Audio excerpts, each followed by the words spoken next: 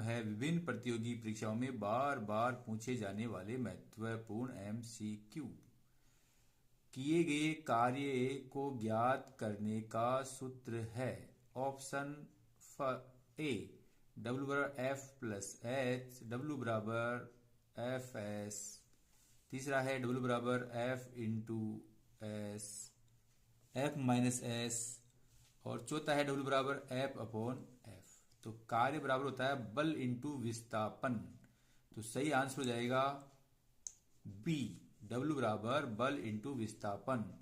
यदि बल और विस्थापन के मध्य कोण थीटा हो तो किया गया कार्य हो जाएगा W बराबर एफ एस कॉस थीटा, जहां थीटा क्या है, एफ और एस के मध्य कोण। नेक्स्ट क्वेश्चन तरफ बढ़ते हैं। यदि किसी पिंड पर कार्य करने वाला बल कोई विस्थापन नहीं करता है तो किया गया कार्य। प्रश्न 1 में हमने देखा है कि कार्य बराबर होता है बल इंटू विस्थापन। अब विस्थापन नहीं है अर्थात जीरो है, तो जीरो को बल से गुणा, जीरो तो किया गया कार्य क्या जाएगा जीरो। अब देख लो ए ऑप्शन में जीरो नहीं है, बी में जीरो नहीं है, तो सी ऑप्शन से हो जाएगा। जब विस्थापन नहीं होगा तो कार्य जीरो होगा।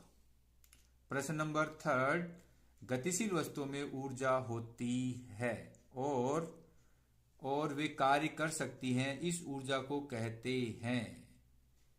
गति के कारण उत्पन्न ऊर्जा को गतिज ऊर्जा कहते हैं, स्थिति के कारण उत्पन्न ऊर्जा को स्थितिज ऊर्जा कहते हैं, और इन दोनों ऊर्जाओं का योग कर दे तो इसे यांत्रिक ऊर्जा कहते हैं। और मैंने पिछली वीडियो में बताया है कि किया गया कार्य ऊर्जा में परिणत हो जाता है। जो कार्य होता है वही ऊर्जा होती है और वही ऊष्मा होती है। अतः कार्य, ऊर्जा और ऊष्मा के मात्रक भी समान होते हैं और बीमा भी समान होती है। तो इसका सही आंसर हो जाएगा गतिज ऊर्जा। नेक्स्ट क्वेश्चन है गतिज ऊर्जा और स्थितिज ऊर्जा का योग है। मैकेनिकल ऊर्जा, थर्मल ऊर्जा, संभावित ऊर्जा, गतिज ऊर्जा। मैकेनिकल ऊर्जा यानी कि यांत्रिक ऊर्जा, तो आंसर ए सही होने वाला है। क्वेश्चन नंबर 5 है 1 किलोवाट बराबर होता है, 1 किलोवाट में 1000 वाट होते हैं, तो आंसर डी इज राइट।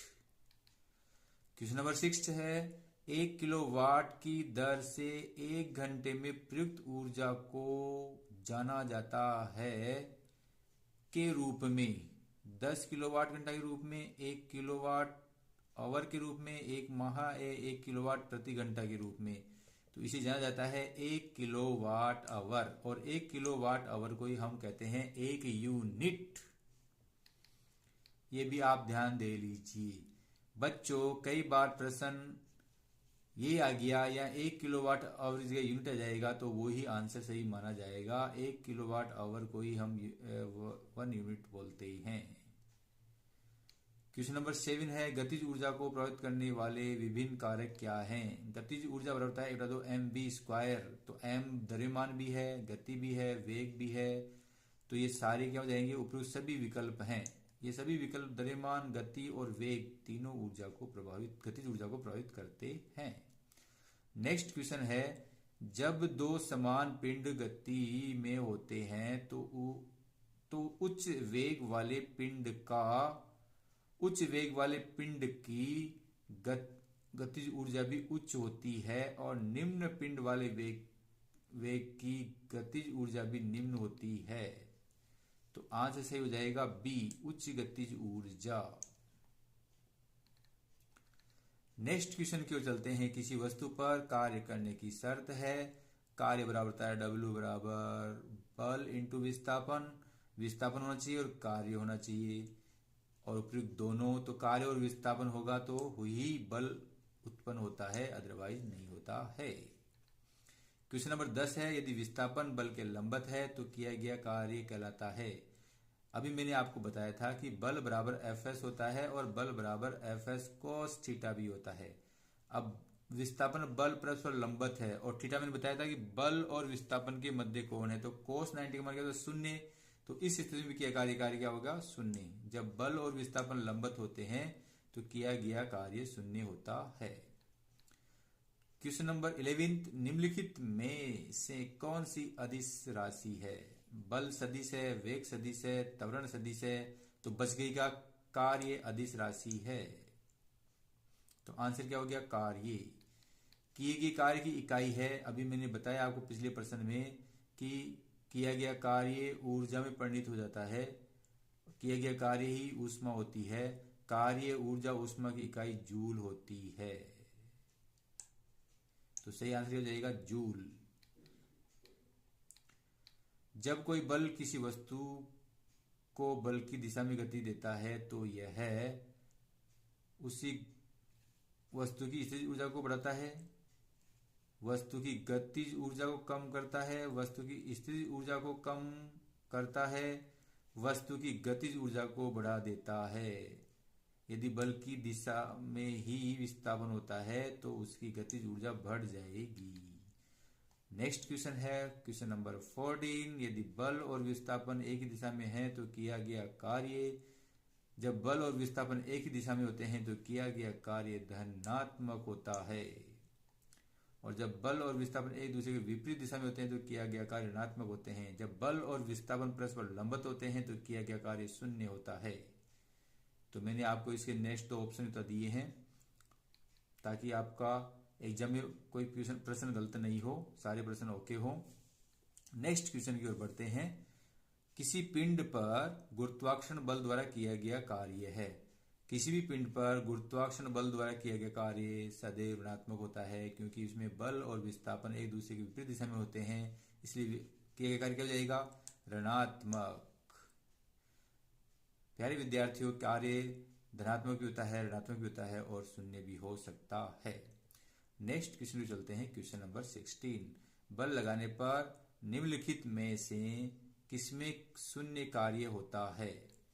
किताब उठाना, दीवार को धक्का लगाना, बैग पकड़ना, गेंद को किक मारना। तो बैग पकड़ने में किया गया कार्य शून्य होगा।